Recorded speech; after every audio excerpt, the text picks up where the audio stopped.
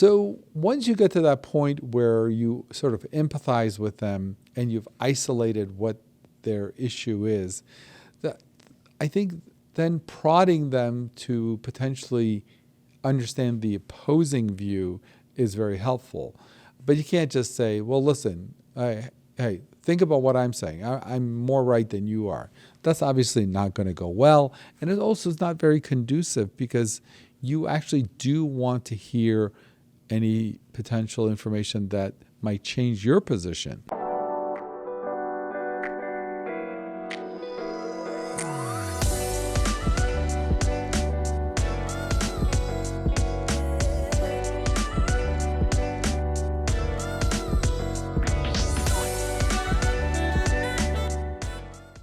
Hi, welcome to another episode of Baktari MD. As you know, season 2, we're going to be doing Crash CEO School. And the point of this whole season is to go over skills and strategies that anybody can use to become a more effective leader in their organization. The goal, of course, would be for you to learn some of these things without having to go through the pain of making the mistakes and then learning them. So we're going to try to cover different things with each podcast that will hopefully round out a great management strategy. Today, what I want to really talk about ties into our last video, which is your staff basically decides more or less what they think of you or the boss rather than the company. Meaning, if they're unhappy with your management style, that can often be more deleterious than the company itself not making them happy. So it's really important to have people understand that their opinion is valued, that they're part of the organization. But the tricky part of it is, how do you do that while still getting across your priorities and your thoughts about what direction things should go? I guess in a perfect world, it would be nice if every organization, in terms of the leader, would be a dictatorship where you would just decide everything, but you may get some feedback, but you just decide everything and everybody just carries out what you want. Of course, it shouldn't be like that for multiple reasons. One, because sometimes you don't know everything and you need the feedback. And two, it's really not very conducive if it's just everything is coming from the top and going to the bottom. That's not a way to build culture and build a level of commitment and ownership from everyone in the organization. If one person owns everything, everything we've talked about this season, which is to build culture and have people rise above their normal comfort level and give more, none of that's going to happen if they're not really part of the decision making. Of course, the flip side of it is you can't do everything by committee. You can't have 15 people in a department try to vote what direction the marketing department should go. So the best strategy I have found is to get what you want theoretically, but do it in a way that builds consensus. And occasionally, by having to go through that process, you will get information that says maybe you were actually not looking at it correctly. So it actually has some benefits because if no one ever second guesses your decision, and your decision is always the way people go, you're going to make some bad decisions and nobody will ever second guess you. For example, I was reading a book a few years ago about certain airlines around the world where it's culturally it's disrespectful for the second in command to argue with the first in command, and meaning pilot and co-pilot. And so the co-pilot would never, ever point out anything that was wrong. And of course, this led to potentially more things going wrong. So on one sense, you do want to have checks and balances on your decision-making, on your thinking, because sometimes you don't have all the information when you're trying to make the decision. But the flip side of it is when you have made the decision, when you've taken everything in and you want to move in a certain direction, you don't want to have to get 15 people to sign off that, hey, we're going to be offering this new service or we're going to be canceling that product or whatever. So if done properly, if calibrated properly on the things that you're very certain that's the direction you want to go after getting all the information, you should be able to do that easily. The flip side is if you're about to send the company off a cliff, there should be a way for people to communicate that back to you. So this is the fine balance, and it's almost as much of an art as it is a science to do that.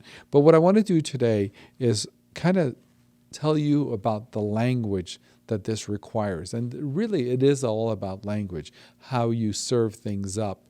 You can walk into a meeting and say, hey, I've decided we're going to cancel this service, and I've decided we're going to add this product or add this service, and that's the end of it. But there's a way to really do that without having to say it like that. And occasionally, you may have been wrong, and you will get more information that allows you to pull back what you were originally thinking because you just didn't have all the information. So let's go over that. The language of inclusivity and talking to your staff, people in your organization, has to first start out with empathy to what people are saying. So when I talk about empathy, it means that you have to, even if you've made up your mind, you have to at least understand the other side's perspective, and then you can deal with it properly. So what you will often hear me say when I'm hearing something that wasn't really the way I was thinking about it is to first acknowledge what they're saying. And so I'm going to go through a bunch of phrases that I use often, and I think probably my staff would tease me that these are just things that naturally come out of my mouth. But over the years, I've learned to just speak that way because I have found that for the reasons I mentioned earlier, it gets the best results. So let's start off with empathy. So when you're hearing your staff or someone in your organization say something, as opposed to just either shooting it down or questioning it right away, first you just have to show that you get it. So I'm going to go through a bunch of sentences that start with the word so, but some are slightly different than others. So the first one is, so I share your concern. So when someone's giving you their position, whether you agree or not, it is important for you to say often that you do share that concern. Now, you may then come around and add a different spin to it, but acknowledging that you share that concern, or a phrase like, so I hear what you're saying, so what I'm hearing you say, these are all variations of the same theme, which is what we're going to do is we are going to acknowledge what the other person is saying before we question it. Because often when people are questioned about their position before the position is acknowledged, it can make some people feel like, oh, so this is already baked in the cake. My idea is no good, and boom, I'm already getting criticized for it. So then there are other phrases that you can use to follow up with that, such as, I hear what you're saying, but I do want to get your opinion more on blah, blah, blah. Or you can reverse it and say, I hear what you're saying, but I was thinking blah, blah, blah. Or, again, going back to, so help me understand your position a little more because I was thinking blah, blah, blah. Or, so, humor me on this, but if we did that, what else could be wrong or right about that? So phrases like, so I want to get your opinion, so I was thinking, so help me understand, so humor me. Obviously, you have to pull out the right phrase at the right time in the conversation, but these are all very disarming ways to extend the conversation, find out more about their position, and also allow you to have a segue into you expressing potentially a completely polar opposite position. But it doesn't come off as someone who already has made the decision. And like I said earlier, by doing some of this, by asking for their opinion, or by saying, "So help me understand," you sometimes can get information that you will need to make even a better decision than what you were thinking. Why hasn't getting a simple laboratory test been as easy as ordering something online? Well, now it is. With 3 simple steps on eNationalTesting.com, you can have your laboratory test ordered, go in for testing the same day, and get your results quickly, right to your email. eNational Testing is fast, convenient, and confidential. Begin taking charge of your health today with eNational Testing's complete healthcare panels and easy-to-understand results at over 2,000 locations nationwide. No matter who you are, where you are in the United States, or what your health concerns are, eNational Testing is your comprehensive resource for laboratory testing services. It's time to focus on yourself. Let us do the hard work for you. eNational Testing. Easy, convenient, and tailored to your health needs. Other strategies that I think is really important when you hear a position that's not similar to yours is to, first of all, isolate that position. And so I will often say, so if it weren't for that particular issue, is there anything else that you find troublesome about that product or us moving in that direction? Because what you want to really understand is that the person has a very specific concern, and if it weren't for that concern, they would otherwise be okay.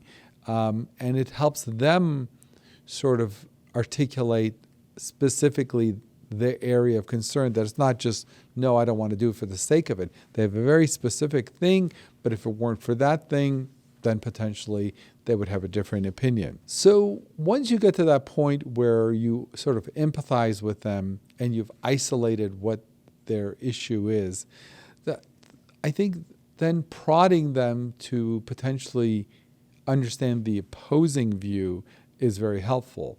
But you can't just say, well, listen, hey, think about what I'm saying. I'm more right than you are. That's obviously not going to go well. And it also is not very conducive, because you actually do want to hear any potential information that might change your position. So getting them to understand both sides, I often find is helpful. So phrases like, how can we make this more of a win-win? By saying it, how can we make it more of a win-win?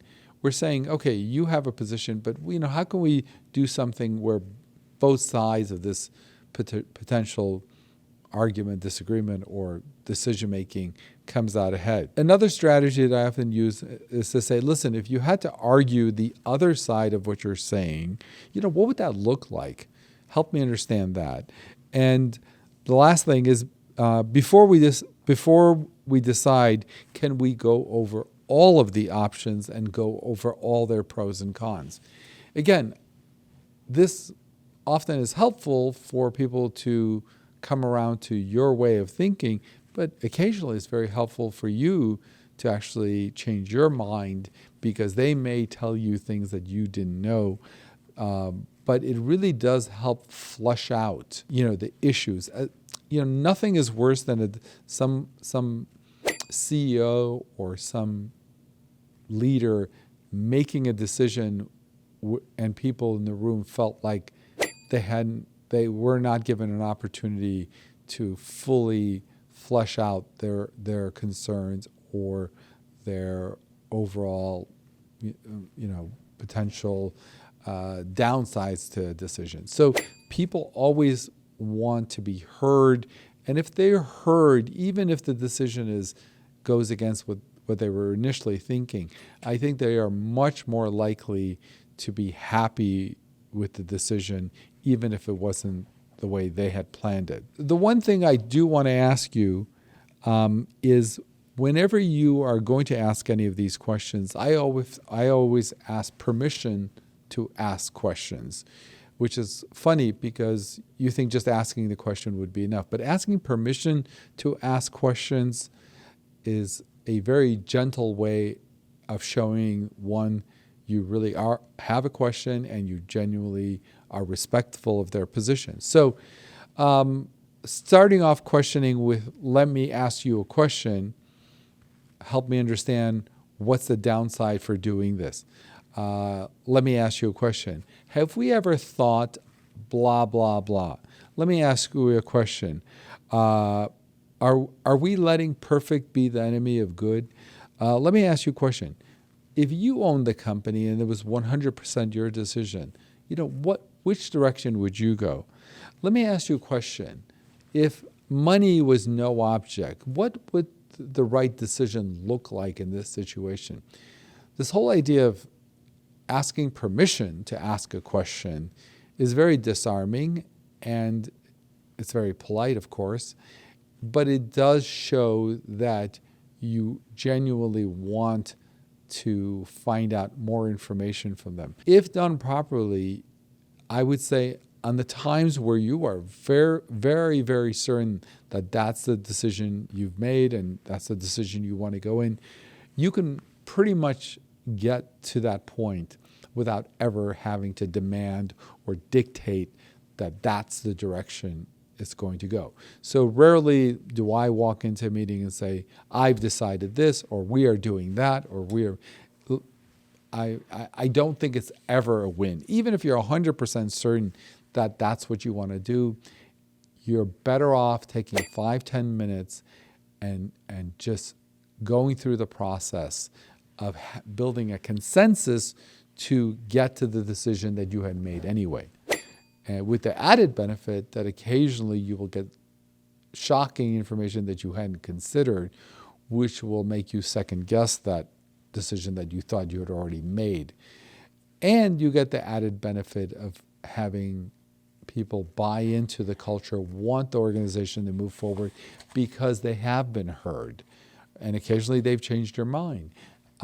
And they've been able to express their concerns. So even if the decision is made to go in the direction they were not leaning towards, at least everything was put on the table, all the pros and cons were considered, and for whatever reason, other priorities tilted the decision to the other way.